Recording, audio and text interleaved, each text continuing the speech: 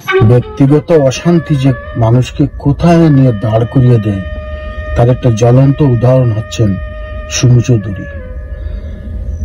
আমাদের নাটক পাড়ার মানুষ, আমাদের নাটকের মানুষ, আমাদের চলচ্চিত্র অঙ্গনের মানুষ। তাকে আমি ব্যক্তিগতভাবে চিনতাম, তার সাথে আমার খুব ভালো একটা সম্পর্ক ছিল, একটা পরিচয় ছিল, জানাশোনা ছিল। তাকে আমি কিছুটা জানতামও। একজন সুমু চৌধুরী এদেশের অভিনয় শিল্পের একজন অন্যতম মানুষ।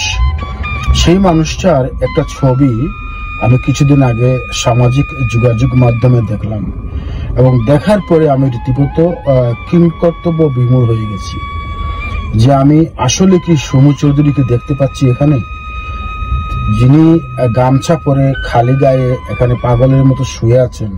তিনি কি আসলে সুমু চৌধুরী? আমার এই জিনিসটা মেনে নিতে আমার কিছুক্ষণ সময় লেগেছিল। পরে যখন বিস্তারিত পড়লাম সংবাদ মাধ্যমে বা সামাজিক যোগাযোগ মাধ্যমে, তখন আমার খুবই হতাশ হয়েছে। আমার মনে কষ্ট হয়েছে, আমার মনে মনোবেদনার সৃষ্টি হয়েছে। এই সুমু চৌধুরীকে আমি যেভাবে চিনতাম, তিনি অত্যন্ত প্রাণ খোলা একজন মানুষ, খুবই সদালাপী, সদা হাস্যোজ্জ্বল, এবং তার একটা অসাধারণ গুণ ছিল, যেটা হচ্ছে যে তিনি বন্ধুদের আড্ডায় চমৎকার একজন মানুষ ছিলেন। বন্ধুদের আড্ডা মাতিয়ে রাখার একটা অসাধারণ গুণ ছিল তার মধ্যে। সেটা শুধু আমি না, তার বন্ধু বান্ধব যারা আছেন তারাও স্বীকার করবেন সেটা। এই সুমু চৌধুরীর সাথে আমার একটা লম্বা যাত্রা হয়েছিল। আমরা একটা বিয়ের অনুষ্ঠানে গিয়েছিলাম এই সড়ক পথে, এবং তিনি এবং আমরা পাশাপাশি বসছিলাম, এবং অনেক গল্প গুজব করতে করতে করতে করতে আমরা সেই বিয়ের অনুষ্ঠানে গিয়েছিলাম। আমরা সেখানে খাওয়া দাওয়া করেছি, থেকেছি একসাথে। এই সুমু চৌধুরীকে যখন আমি দেখলাম যে তিনি পাগলপ্রায় অবস্থায় একটা গাছের নিচে মাজারে শুয়ে ঘুমাচ্ছেন, বিশ্বাস করুন আমার মনে যে কি ধরনের খটকা লেগেছিল আমি সেটা আপনাদের বুঝাতে পারবো না। একজন মানুষ কেন এমন করবে? যদি সেটা তার পারিবারিক অস্থিরতার কারণে হয়, পারিবারিক অশান্তির কারণে হয়, তাহলে সেটা সে করতে পারে। কিন্তু সুমু চৌধুরীর পারিবারিক যে অবস্থা আমি জানি, সেই অবস্থা তার এমন করার কথা না। সুমু চৌধুরী অত্যন্ত সুশিক্ষিত একজন মানুষ, সু অভিনেতা, এবং অত্যন্ত সুজন এবং সজ্জন। তার জীবনটা এমন ভাবে তিনি মাজারে ঘুরে বেড়াবেন, মাজারে বসে থাকবেন, মাজারে শুয়ে থাকবেন, এটা মানতেও আমার জন্য কষ্ট হচ্ছে। তো আসলে আমি বলছি না যে তার পারিবারিক সমস্যা আছে, তার পারিবারিক অশান্তি আছে, কিন্তু ব্যক্তিগত যে অশান্তিটা মানুষের মনের ভেতরে থাকে, যে অশান্তিটা মানুষের বুকের ভেতরে মানুষকে যেভাবে একা করে দেয়, সেরকম একটা অশান্তি যদি তার ভেতরে থেকেও থাকে, তবে সেটা তার একান্তই ব্যক্তিগত।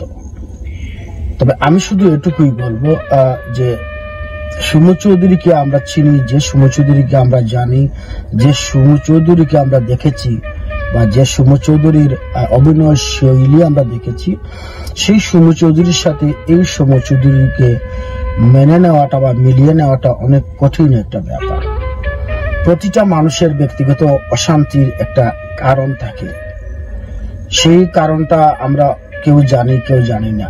তো অধিকাংশ ক্ষেত্রেই আমরা অনেকেই জানি না যে আমাদের আশপাশের যে মানুষগুলা, আমাদের ব্যক্তিগত পরিচিত যে মানুষগুলা, আমাদের ভাইরা, আমাদের বন্ধুরা, আমাদের স্বজনরা, আমাদের সুজনরা, আমরা যে কে কিভাবে কোন অবস্থার মধ্যে দিয়ে দিন পার করছি, সেটা হয়তো আমরা অনেকেই জানি না।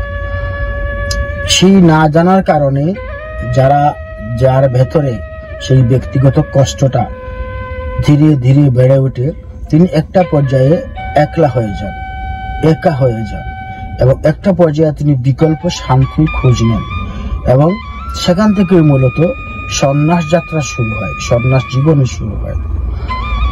আমি চাই না সুমু চৌধুরী তার এমন একটা জীবন তিনি বেছে নিন, কারণ সুমু চৌধুরীকে এখনো এদেশের অভিনয় শিল্পে দরকার আছে।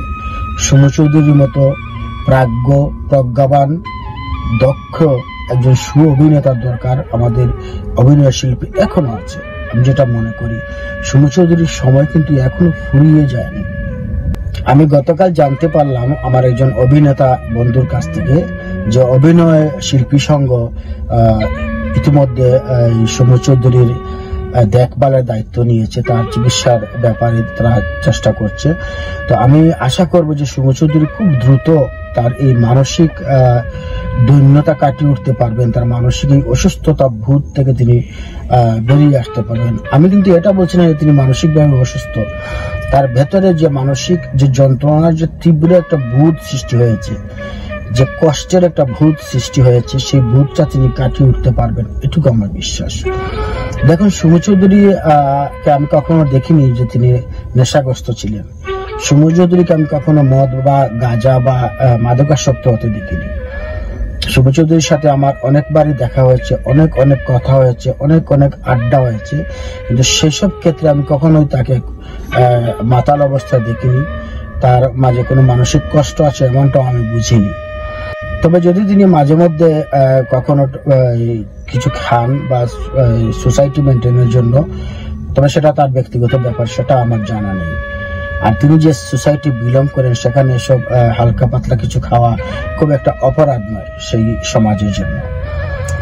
তো আমি সুমু চৌধুরীর এই একাকিত্ব হয়ে যাওয়া, এই একলা হয়ে যাওয়া, এই সন্ন্যাস জীবনের ধারে কাছে চলে যাওয়া, তার এই উদম গায়ে শুয়ে থাকা, গামছা পরে শুয়ে থাকা, তার অসংলগ্ন কথাবার্তা, আমি দেখেছি তিনি কিছু খারাপ শব্দ ইউজ করেছেন। তো এগুলো আসলে আমি মেনে নিতে পারিনি বলেই আমি আজকে এই কথাগুলো আপনাদের সামনে শেয়ার করছি।